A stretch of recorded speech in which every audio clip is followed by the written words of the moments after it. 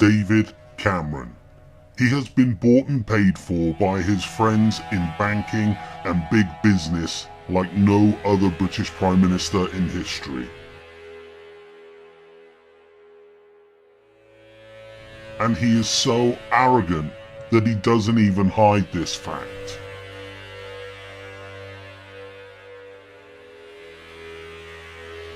It started just after the coalition was formed in 2010.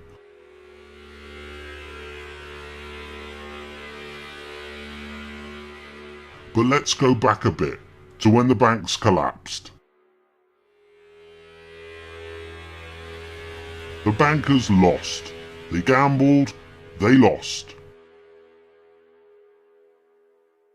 But instead of doing what Iceland did and let the banks fail, it was decided in the UK that the banks were simply too important to allow them to fail. So the UK government bailed them out.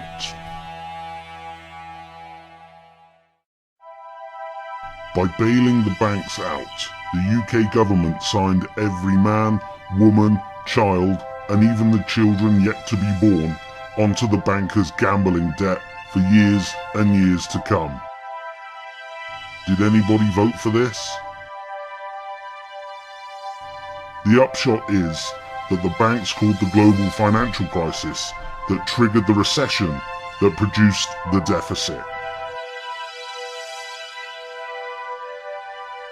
Reports vary as to how much the UK government paid in banker gambling debts, from 850 billion to over 2 trillion, but generally the accepted figure is somewhere in the region of £1 trillion.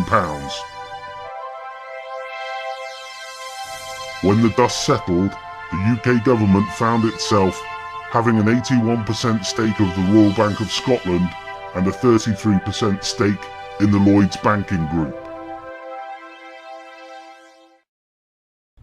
In the election year of 2005, the Conservative Party received £2.7 million, or 25% of its total funding, from bankers in the city.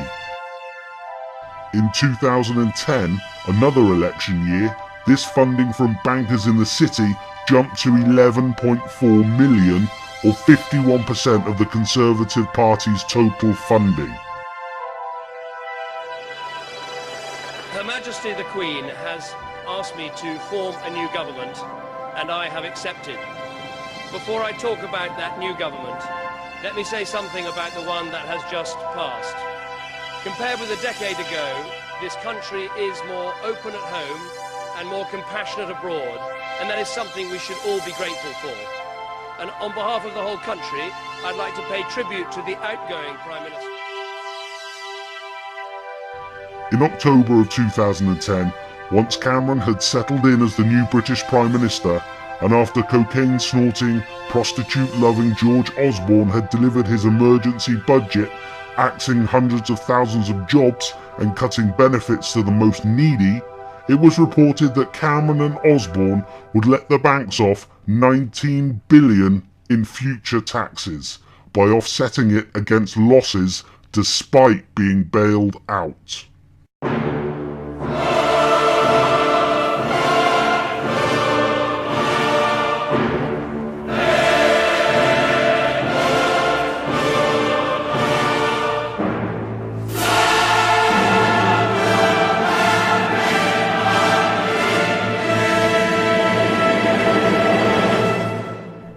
Was this merely a coincidence, or did Cameron do this as a thank you to his banker chums for funding 50% of his election campaign? Regardless of the fact that the state owned a large part of the Royal Bank of Scotland and Lloyds banking group, following the bailout, the government decided against interfering with the bonuses they paid their bankers for their performance. The argument was that if you curb the bankers' bonuses, then this banking talent will leave the country and work elsewhere. This was an incredibly square peg trying to be forced into a very round hole, because wasn't it this very same banking talent that caused the credit crunch in the first place. A few corners of the media did in fact point this out, but generally people moaned to each other about those bloody bankers, but few actually took a stand. However, as the public anger over banker bonuses increased over time, what was the response by David Cameron and George Osborne to the rising tide of anger? Well, they cut the 50% tax rate, giving many of these bankers a £40,000 a year tax cut. But worse than that, Cameron, Osborne and that buffoon Boris Johnson actually went to war with the European Union after the European Union wanted to introduce a 200% of salary banker bonus cap. So the bankers, under David Cameron's premiership, have been let off $19 billion in future taxes. They've been allowed to carry on gambling regardless, no one getting in trouble for the banking collapse, the LIBOR scandal, the PPI mis-selling scandal, or for laundering billions of Mexican drug money. They have been allowed to keep their bonuses, meaning bankers can now run amok, knowing they have the full support of the Prime Minister, and the bankers in the city did all this for only £11.4 million.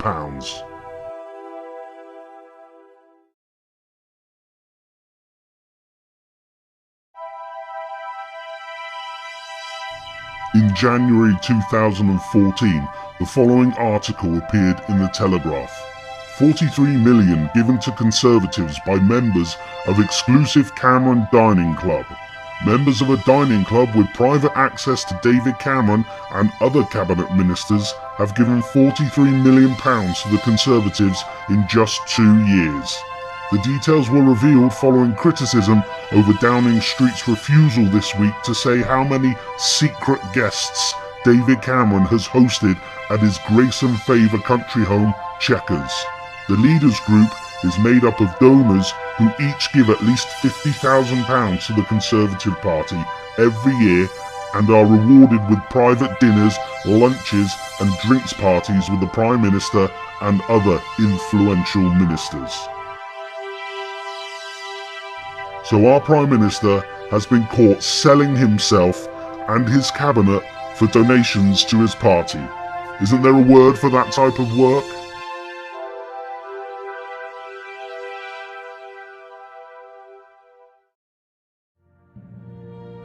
But as many coincidence theorists would suggest, I am sure that the secret list of people would never pay this money to influence Cameron and his party's decisions in any way, shape or form. It's just a mere coincidence that the people's business will benefit greatly after the donation to Cameron's party. You will be deemed a conspiracy theorist to even suggest otherwise. In a so-called democracy, the very thought of a secret list of people meeting and influencing the Prime Minister with payments to his party is repugnant, and should tell you all you need to know about the crony capitalists who receive corporate welfare having bought Cameron off.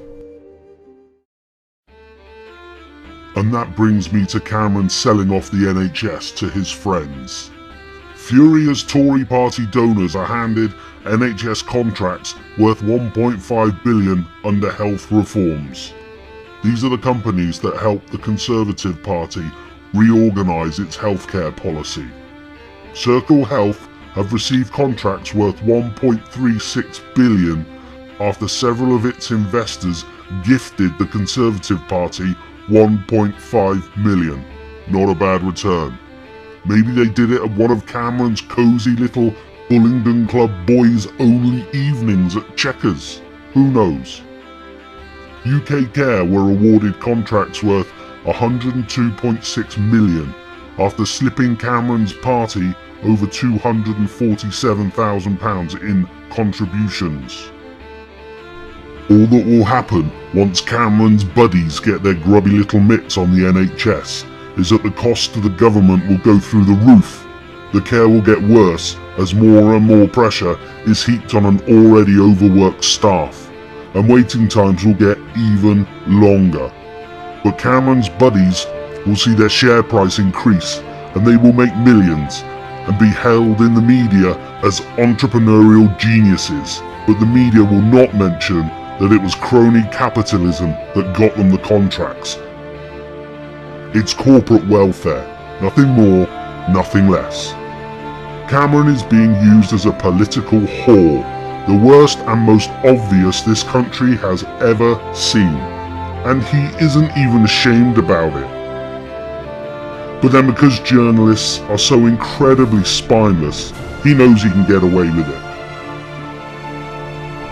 We deserve better than this, don't we?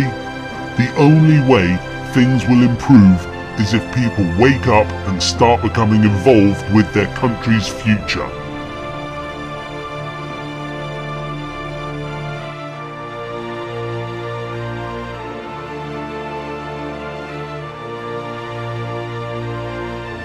Stop thinking you aren't important. Stop thinking in terms of little old me. Stop allowing yourself to be run over by politicians and big business because you think there is nothing you can do. But first, you've got to get mad. So very mad at what the politicians and big business are doing to you, your family, and your country. Then it's time to put down the Xbox. Yes, put down the Xbox.